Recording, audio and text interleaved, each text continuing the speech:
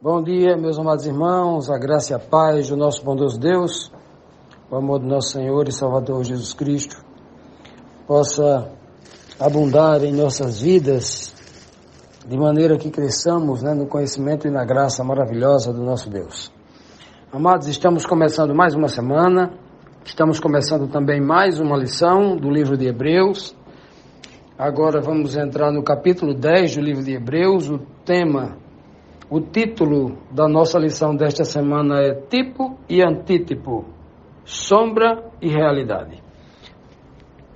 Parece até algo repetitivo, mas é algo muito importante que o apóstolo Paulo, o autor do livro de Hebreus, está trazendo para nós, Primeiramente, levando essa informação ao povo hebreu, que tinha muita familiaridade com o santuário, com todos os rituais religiosos que eram praticados ali.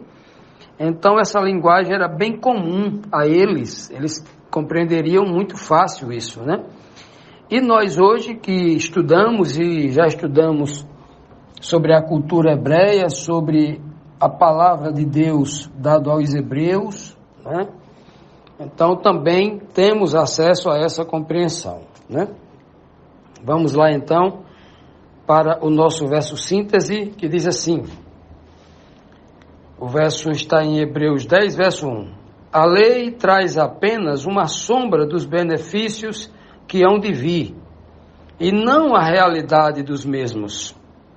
Por isso, ela nunca consegue, mediante os mesmos sacrifícios repetidos, ano após ano, aperfeiçoar os que se aproximam para adorar.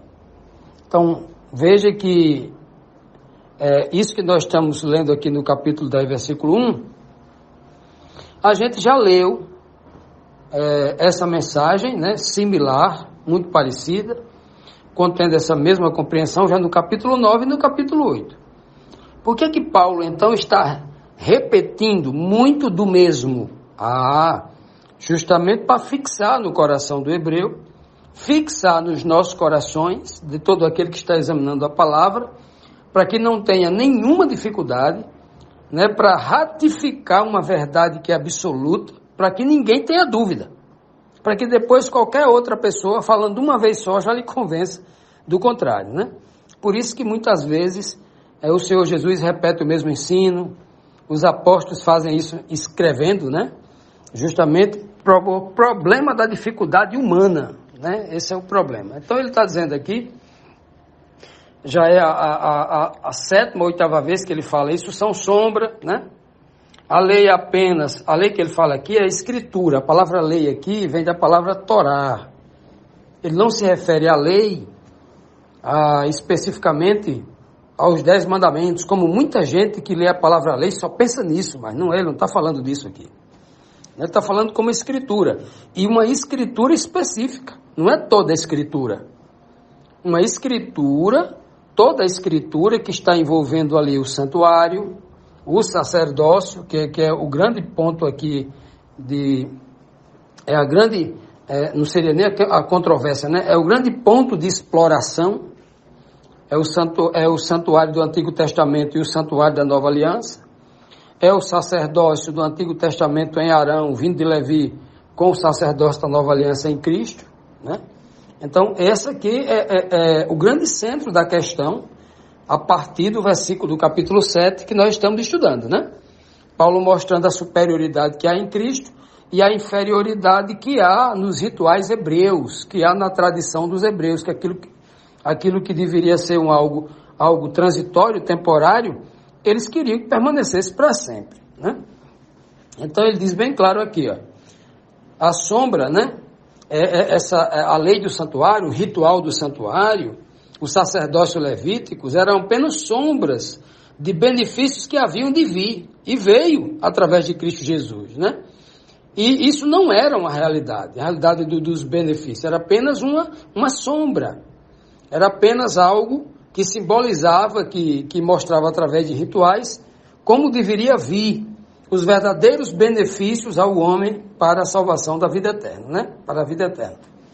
Por isso que essa sombra, o santuário do deserto, o santuário físico e o sacerdócio levítico, nunca consegue aperfeiçoar, né, os adoradores por meio de sacrifícios repetidos todos os anos, ano após ano, total, não conseguia, né? Ele está falando aqui, como eu disse, eu acho que já pela 7ª, 8ª vez, são sombras, são figuras, né? Embora mesmo assim, havendo essa quantidade de repetição que ele está trazendo aqui no livro de Hebreus, ainda tem gente que acredita que na nova aliança existe ainda coisas físicas exatamente como era lá no Antigo Testamento. Continuando, meus amados, vamos aqui para a primeira pergunta. Por que as ordenanças do santuário lá do antigo santuário, né, do deserto, e lá o santuário erigido por Salomão e reformado por Herodes, porque as ordenanças de lá, toda a ordenança lá do livro de Levítico, né, continuamente eram apenas um tipo. Tipo quer dizer algo, uma sombra, uma figura, algo impreciso, algo imperfeito, que com toda a sua dificuldade, com toda a sua pequenez, aponta para algo superior. O verso é o verso capítulo 10, nós estamos no capítulo 10, versículo 3 e 4, diz assim: nesses sacrifícios, porque estamos falando aqui de uma lei do santuário, né? Nesses sacrifícios, porém, cada ano se faz comemoração dos pecados, porque é impossível que o sangue dos touros e dos bodes tire os pecados. Então veja só que esclarecimento, que entendimento espiritual tem o apóstolo Paulo aqui quando ele diz assim, olha, sabe o que acontecia cada ano? Os sacerdotes, ano após ano, indo lá, levando o bode, né, entrando no lugar santíssimo, sacrificando lá, né, inúmeros, uma quantidade absurda de animais, porque só na festa de Yom Kippur, aquela festa que começava com 10 dias antes, né, chamada os 10 dias temíveis, do dia 1º até o dia 10, quantos animais tinha ali por dia ali de sacrifício? Imagine que 10, todo dia 2, né? Todo dia 2 animais, já ia 20 cordeiros do contínuo, né? O cordeiro que é sacrificado às 9 da manhã e outro sacrificado às 3 da tarde. Só desses 10 dias tinha 20 cordeiros que eram mortos. Tinha 98 cordeiros que eram mortos, né? Vinha diminuindo eu acho que era 13, era 15, né? Ia baixando. Até chegar em 7 cordeiros, que dava 98 cordeiros, que era um cordeiro para cada abominação descrita lá no livro de Deuteronômio, né? Um cordeiro para cada abominação que havia no meio de Israel, né? Que poderia haver no meio de Israel.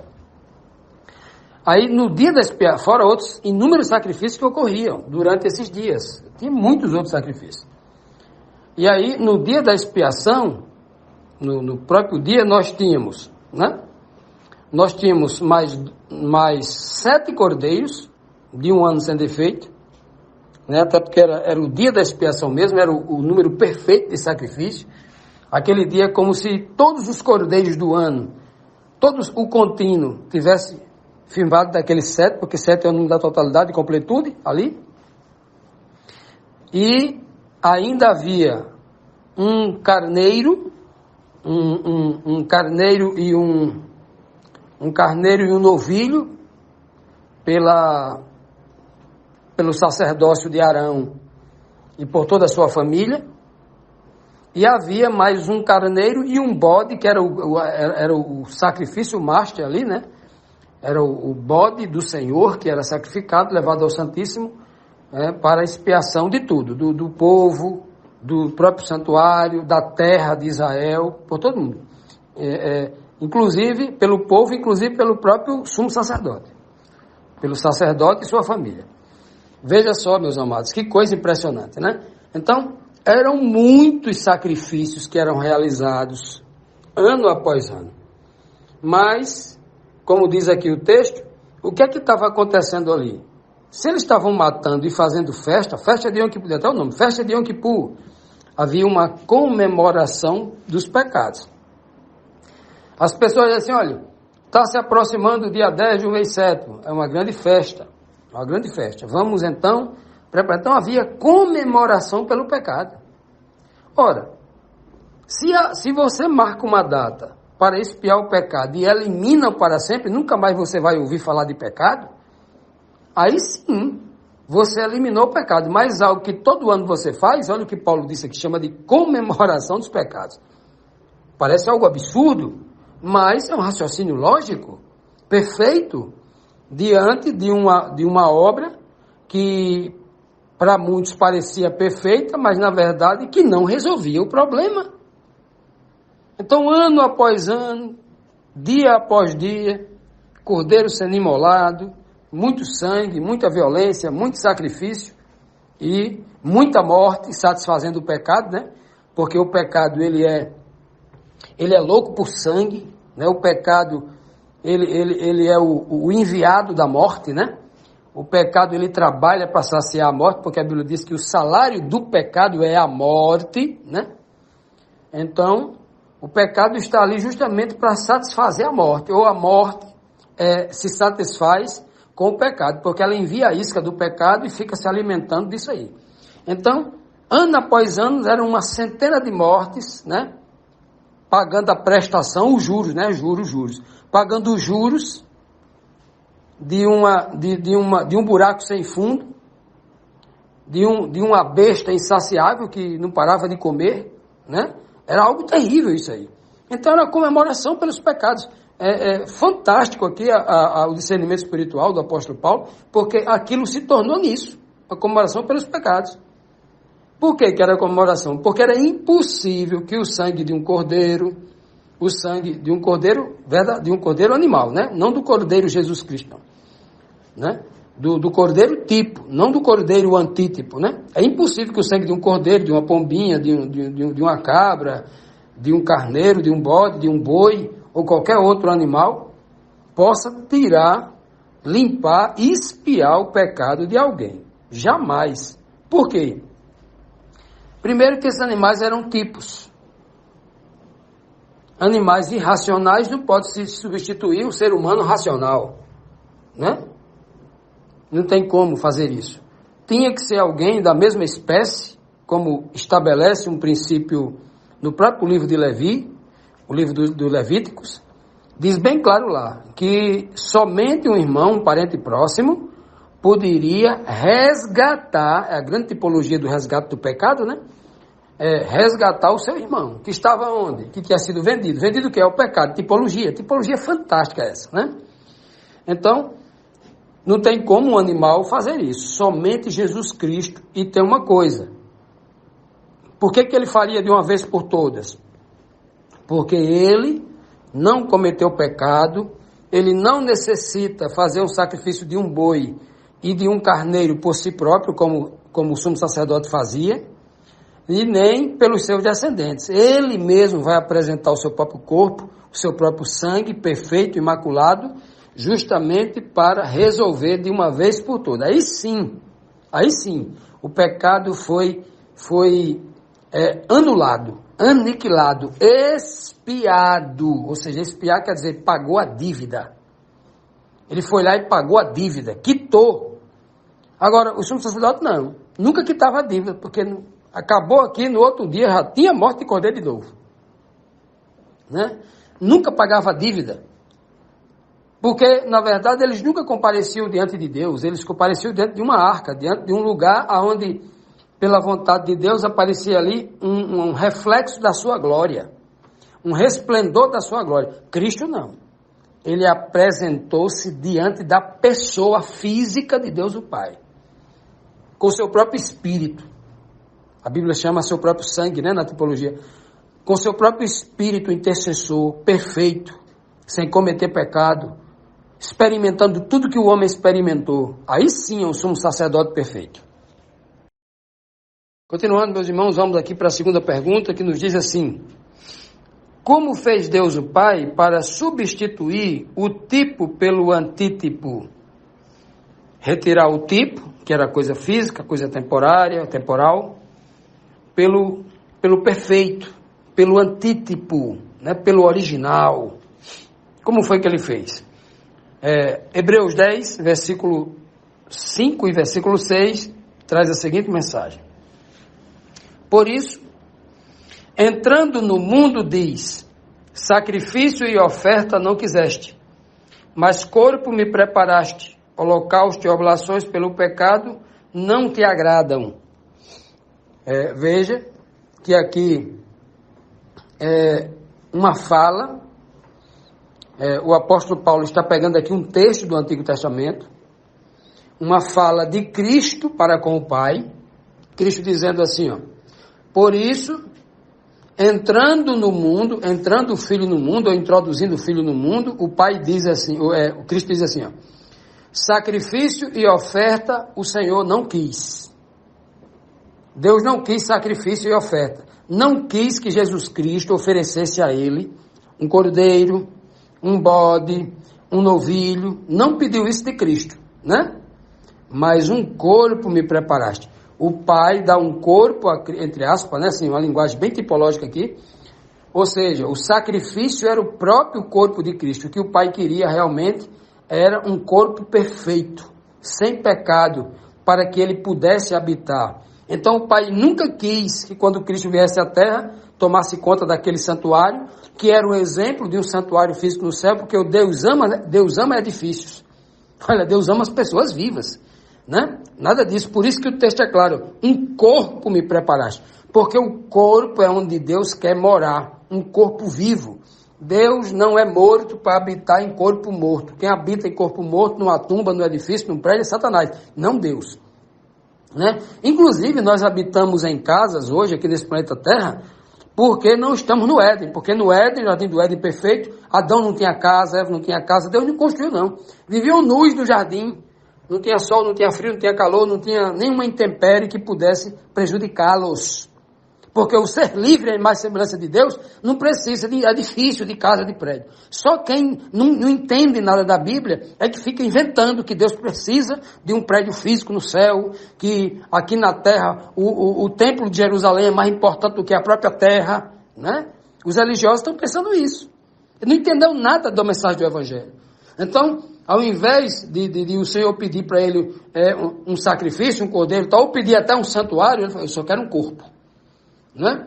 Um corpo preparou, porque era através do corpo de Cristo que o Pai habitaria nele. Não é sem razão que Cristo falou muitas vezes assim, ó, o Pai está em mim, o Pai está em mim. Ô Filipe, capítulo 14, né, de João, naquela conversa lindíssima de Cristo com o Filipe, fala assim, Filipe, como é que você pede para ver o Pai? Olhe para mim, o Pai está em mim.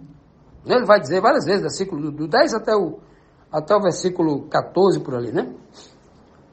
Do capítulo 14, do 10, ele vai o tempo todo dizer assim, olha, eu estou há tanto tempo convosco, você pede para ver o Pai está em mim.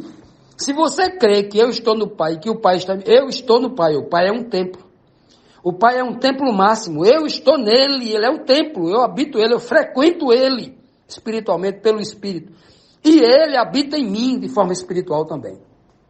Eu estou no Pai, o Pai está em mim. Ele vai dizer isso, né? Olha que coisa linda, né? É por isso que o Pai prepara um corpo. Né? Por isso que ele fala o termo preparar um corpo, porque Deus quer habitar no corpo, na mente do homem. O texto não diz, eu preparei um segundo santuário para o meu filho, com um lugar com o átrio, com o santo e com o santíssimo, para o sacerdócio dele competir com o sacerdócio de Levi, e aí o povo da terra saber que eu escolhi o sacerdócio do meu filho e rejeitei o sacerdócio do levita. Não. O sacerdócio levita estava chegando ao fim com a chegada do superior. O sacerdócio levítico cumpriu o seu papel, que é como uma criança que está aprendendo a ler e a escrever. Depois que ela aprende essa fase, ela é levada para um outro ambiente muito mais profundo, que agora ela vai aprender outras coisas, sabendo ler e escrever. Agora ela pode, sabendo ler e escrever, pode entrar em outros mundos, compreensões de algo aí muito mais profundo, né? É exatamente o encontro aí da sombra com o original, das coisas tipológicas com a realidade das coisas, né? Um corpo me preparastes aqui. Ele diz, holocausto e oblações pelo pecado não te agradam. Se não agradou a Deus, por que ele mandou fazer? É uma pergunta que muita gente faz, né? Se aqueles sacrifícios todos nunca agradou a Deus, olha, por que Deus mandou fazer aquilo? Olha só, olha que coisa interessante. Uma pergunta muito clara, será que o Deus vivo se agradaria daquela violência toda? Se nós, seres humanos, quando olhamos para ele não mandou matar um bode velho, pai de chiqueiro, fedorento, não. Ele mandou matar um cordeirinho de 1 ano. Alguém já viu um cordeirinho de 1 ano sem defeito? É a coisa mais linda do mundo, é um bebezinho. É muito lindo um cordeiro de 1 ano, um animalzinho, ainda ele é como se fosse um bebezinho, mas é um animal já quase chegando na fase adulta, mas é lindo o animal. Dá pena matar aquele animal. Todo dia. Era aquela faca na garganta dos bichinhos ali. É muita violência, era muito sangue. O Deus vivo, ele não é sanguinário. Agora, por que Deus permite isso? Porque o Senhor queria mostrar para aquele povo duro, com instruções práticas diárias, mostrando que o pecado é tão terrível que ele causa aquilo, derramamento de sangue. Como é que eu vou ensinar para alguém o quão terrível é o pecado? Para um povo duro de aprendizado, para um povo que, segundo Paulo, estava tomando, não conseguia ter uma comida sólida, só tomava leite, era um povo fraco de entendimento. A mentalidade era dura, uma mentalidade de dura servil, diz o texto lá de Êxodo, texto de Deuteronômio também, um povo de dura servil. O lombo era muito forte, mas a mente muito pequenininha. Como é que você ia fazer isso? Mostrando para ele assim, olha o que o pecado faz, ó. A quantidade de animal inocente, olha a quantidade de sangue escorrendo no santuário, olha a quantidade de sangue, olha o cheiro de sangue no meio do mundo. Olha, aqui cheira a morte, o santuário do Antigo Testamento cheirava a morte. Mas o santuário de Deus e de Cristo respira vida, cheira a vida, é diferente. É por isso que ele fala, um corpo me preparaste, Deus nunca se agradou de holocausto, né, e oblações, nem das oblações, né, que era ali uma cuiazinha de farinha, a melhor farinha que tivesse, juntamente ali com azeite e tudo, sendo queimado, virando cinza, né, obviamente tudo isso apontava para Cristo, claramente apontava para Cristo, né, então veja que quando Cristo morre na cruz do Calvário, o que morre ali, né, o que está sendo levado para a sepultura, é o seu corpo físico, né? O seu corpo físico. Porque o homem, quando morre, o seu espírito volta para Deus que o deu, que pertence a Deus, o fôlego de vida, né? É por isso que Cristo fala, Pai, a ti te entrego o meu espírito. Olha que coisa linda, né? E o Pai, ao ressuscitá-lo, devolve esse fôlego para ele, né? Esse fôlego racional, com todas as suas memórias, com tudo, que coisa linda e maravilhosa, né? Que coisa linda e maravilhosa. Pois bem, é por isso que o texto bíblico diz que quando o Pai colocou o Filho no mundo, não pediu a ele que ele fosse seguir todos os rituais do sacerdócio levítico. Apenas preparou o corpo, porque o Senhor queria o corpo dele para que ele fosse o templo onde o Pai habitaria.